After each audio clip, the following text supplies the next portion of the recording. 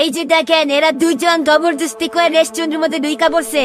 তাও আবার খাবার খাইতে আসে নাই, শুধু আপনাদের টয়লেট ব্যবহার করার জন্য আসছে। এরকম রাস্তার মানুষ যদি আপনাদের টয়লেট ব্যবহার করে, আপনাদের রেস্টুরেন্টের নাম খারাপ হবে না? এগুলা শুনলে কেউ খাইতে আসবে আপনাদের রেস্টুরেন্টে?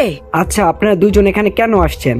আমাদের রেস্টুরেন্টের সম্পূর্ণ ফ্যাসিলিটিস আমাদের গেস্টদের জন্য। বাইরের কেউ আমাদের রেস্টুরেন্টে বুকিং না করে আসতে পারে না। ম্যানেজার, ওদেরকে ঘাড় ধাক্কা দিয়ে বের করে দেন এখান থেকে, তাহলে বুঝবে ওরা এত বড় রেস্টুরেন্টে বুকিং না করে টয়লেট ব্যবহার করার কি মজা। আচ্ছা, আপনারা এখান থেকে বের হয়ে যান, আমার যেন আর বলা না লাগে। তা না হলে কিন্তু সিকিউরিটি গার্ড এসে আপনাদেরকে বের করে দিবে, সেটা কিন্তু মোটেও ভালো হবে না আশা করি। প্লিজ চলো এখান থেকে, আমরা চলে যাই। না না, আমরা কোথাও যাব না, তুমি দাঁড়াও এখানে। দেখছো, ওদের দুজনের একটু লজ্জা নাই। ম্যানেজার নিজে ওদেরকে এখান থেকে বের হয়ে যেতে বললো, তারপর ওরা যাচ্ছে না। কতটা নির্লজ্জ হলে মানুষ এমন হতে পারে।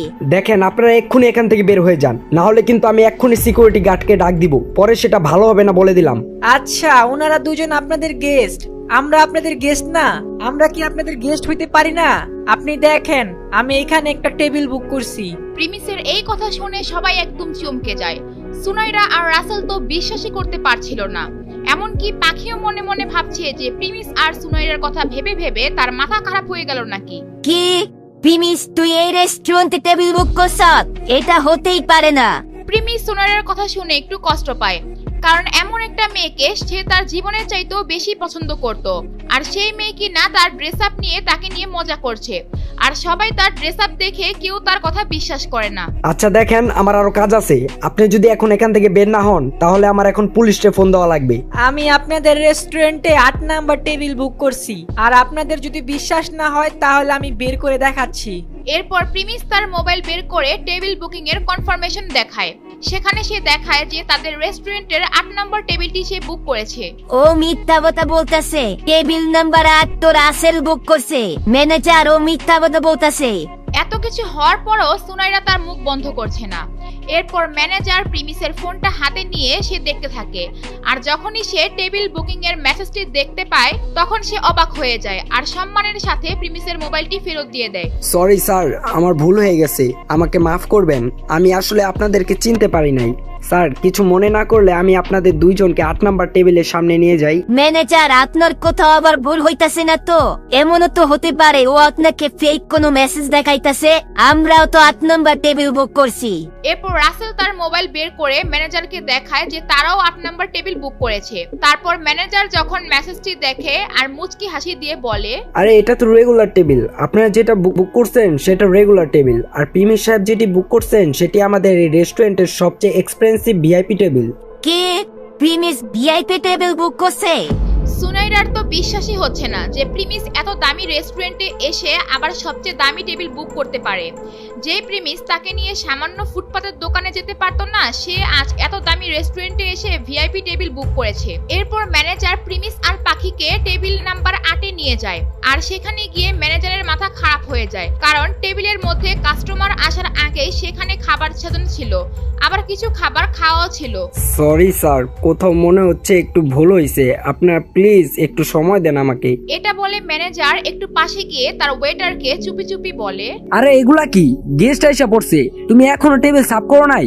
স্যার, এরা গেস্ট অনেক আগে এসে পড়ছে। তারা খাওয়া দাওয়া করতেছিল, পরে ম্যাডামের জামা একটু জো পড়ে যায়, তাই ওইটা সাফ করতে ওয়াশরুমে গেছে। হে গাইস, আমি আপনাদের দিবস গেমিং। আমাদের ভিডিওটা এখনই শুরু হবে। তো এর আগে গাইস আপনাদের সাথে একটা ইন্টারেস্টিং জিনিস নিয়ে আলোচনা করব। সো গাইস, আপনারা কিন্তু আমার ব্যাকগ্রাউন্ডে একটা ভিডিও দেখতেছেন। তো এরকম ইন্ট্রো যদি আপনারা আপনার চ্যানেলের জন্য চান তাহলে কিন্তু আপনারা আমাদের কাছ থেকে বানিয়ে নিতে পারবেন। এন্ড গাইস, আপনারা যদি স্টোরি, বার্থডে উইশ এরকম টাইপের ছোটখাটো ইন্ট্রো আপনারা যদি নিতে চান বা স্টোরি আপনারা বানাতে চান তাহলে কিন্তু আপনারা আমাদের কাছ থেকে নিতে পারবেন। এন্ড অবশ্যই এটা গাইস আপনাদের পারচেজ করতে হবে, মানে কিনে নিতে হবে। সেটার জন্য আপনারা আমাদেরকে মেইলে যোগাযোগ করবেন বা আমার ইনস্টাগ্রাম অ্যাকাউন্টে যোগাযোগ করবেন। এখানে আপনার চ্যানেলের নাম, চ্যানেলের লোগো, আপনার ফ্রি ফায়ার ক্যারেক্টার দিয়েও ভিডিও বানাইতে পারবেন। তো এটার জন্য অবশ্যই আপনারা আমাদেরকে মেইল করেন বা আমাকে ইনস্টাগ্রামে মেসেজ করেন। আরে এরা দুইজন তো এই টেবিলের গেস্ট, তুমি কার এই টেবিলে আইনা বসাইছো? স্যার, আমার মনে হয় ভুল হয়ে গেছে। আমি এখানে নতুন জব করতেছি, বুঝতে পারি নাই রেগুলার টেবিল আর ভিআইপি টেবিলের ব্যাপারটা। এরপর ম্যানেজার বিশাল ঝামেলায় পড়ে যায়, আর ঠিক তখনই সেখানে হাজির হয় সুনাইরা আর রাসেল। সুনাইরা এসেই বলে বলে, এই তোরা আমার এখানে কি করতেছ? তোরা আমাদের টেবিলের সামনে কি? প্রিমিস তার কথার কোনো জবাব দেয় না। আর তখনই ম্যানেজার সুনাইরা আর রাসেলকে প্রশ্ন করে, আচ্ছা, আপনারা দুইজন কি এই টেবিলের মধ্যে ছিলেন এতক্ষণ? আপনারা কি এখানে খাওয়া দাওয়া করছেন এতক্ষণ? হ্যাঁ হ্যাঁ, আমরা এই টেবিলে ছিলাম। কেন, কি হইছে? আচ্ছা, আমাদেরকে মাফ করবেন, আমাদের ওয়েটার একটা মিস্টেক করে ফেলছে। এটা আসলে আপনাদের টেবিল ছিল না, এটা প্রিমিস সাহেবদের টেবিল।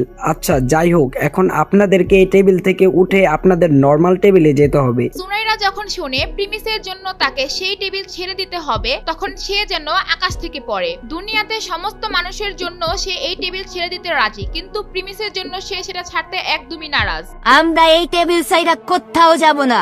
আচ্ছা, আপনারা তাহলে এই টেবিলে বসে খাবার খেতে চান এখন? হ্যাঁ, আমাদের খাবার এইখানে, তো আমরা এখানে বসেই খাবো। আমরা এই টেবিল ছাড়া অন্য কোথাও যাব না। প্রিমিস সুনাইরার রাগান্বিত চেহারা দেখে অনেক মজা পাচ্ছিল। আর তখন ম্যানেজার এটার সমাধানের জন্য বলে, আচ্ছা ঠিক আছে, যেহেতু আপনারা এই টেবিলে থাকতে চাচ্ছেন ভালো, তবে একটা কথা, এই টেবিলের দাম কিন্তু রেগুলার টেবিলের 5 গুণ। 5 গুণ হয়েছে তো কি হয়েছে? আমরা এখানে বসেই খাবো। টাকা পয়সা আমাদের কাছে কোনো ব্যাপারই না। সুনাইরা এটা বলতে বলতে রাসেলের দিকে তাকায়। সে কোনোভাবেই প্রিমিসের সামনে নিজেকে ছোট করতে চায় না। তার পাশে ভিআইপি টেবিলে বসে প্রিমিস খাবে, সে এটা কখনোই মেনে নিতে পারবে না। কিন্তু সুনাইরা এটা ভুলে গিয়েছে যে এই টেবিলের টাকা রাসেল দিবে। আচ্ছা, এই টেবিলের জন্য আর কত টাকা দেওয়া লাগবে?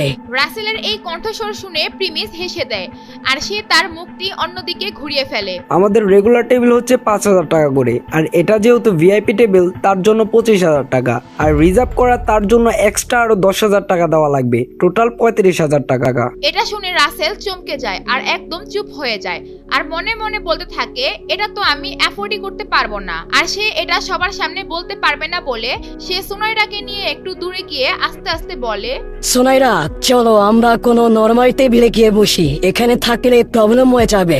আরে এই টেবিলটা তো অনেক সুন্দর ছিল, আর কি প্রবলেম হবে এখানে? আরে সোনাইরা, তুমি বুঝতেছো না, ঝামেলা হয়ে যাবে, তুমি চলো এখান থেকে। রাসেল আসলে মুখ ফুটে বলতে পারছে না যে সে এটা অ্যাফোর্ড করতে পারবে না। এখন কি করবে সুনাইরা? তারা কি এই টেবিলে বসে খাবে নাকি অন্য টেবিলে চলে যাবে? প্রিমিসের সামনে তার মান সম্মান কি বাঁচাতে পারবে সুনাইরা? প্রিমিস এত টাকা কিভাবে পেল, সেটির জবাব কিভাবে দিবে প্রিমিস? হে গাইস, আপনারা অনেকে আমার ভিডিওতে কমেন্ট করেন যে ভাই ভিডিও আসতে তো লেট হয় কেন, এন্ড প্রত্যেকটা পার্টে কেন আরো একটা পার্ট আসতেছে। তো আসলে গাইস, এটা অনেক বড় একটা স্টোরি, তো এটা যদি পার্ট বাই পার্ট না আনি তাহলে তো আমি শেষ করতে পারবো না। আর আপনারা অনেকেই বলেন ভিডিও অনেক ছোট হয়, তো এটা ভিডিও বানাতে অনেক সময় লেগে যায়। আপনারা জানেন এখানে স্টোরি লিখতে হয়, তারপরে হচ্ছে এখানে অ্যানিমেশন করতে হয়, যেটা অনেক কঠিন, আর হচ্ছে ভয়েস ওভার করতে হয়, ভয়েস কালেক্ট করতে হয়, এআই ইউজ করতে হয়। তো এগুলো অনেক সময়ের ব্যাপার, এর জন্য হচ্ছে লেট আসে। আর গাইস, আপনাদের যাদের ইন্ট্রো লাগবে বা আপনারা বার্থডে উইশ টাইপের ভিডিও যদি আপনারা বানাতে চান, তাহলে কিন্তু আপনারা আমাকে মেইল করতে পারেন বা আমার ইনস্টাগ্রামে নক করতে পারেন। আর গাইস, অবশ্যই ভিডিওতে একটা লাইক করে দিবেন আর অবশ্যই কমেন্ট করবেন।